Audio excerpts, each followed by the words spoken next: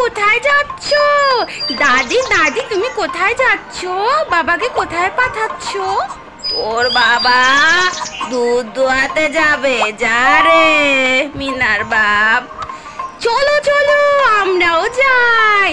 হায় হায় দুধ দোয়াবে, আমার মোনাটার কত যে কষ্ট হবে। মিনা আমার জন্য দাঁড়াও।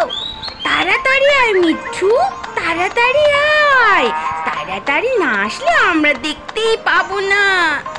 এই রে বাবা বাবা, তুমি কি মোনা এত কষ্ট করাচ্ছ কেন?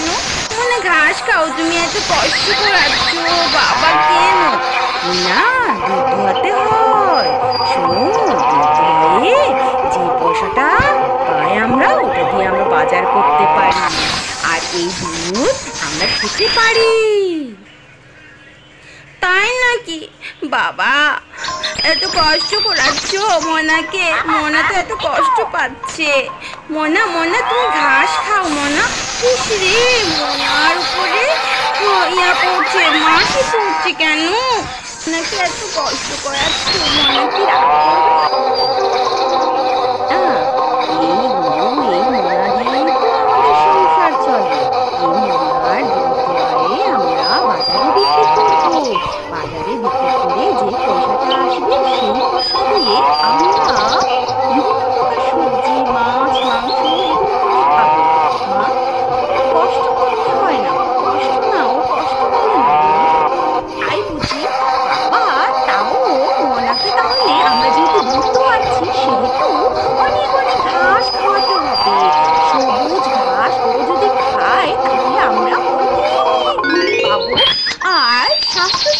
হবে? এই মিনা আমি চললাম রে।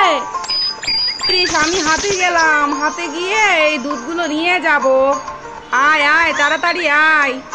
মিঠু মনে এত কষ্ট করছে, মনাকে কি করা যায় বলো তো? দেখি দেখি। সত্যি মিনা মনাটা খুব কষ্ট করছে।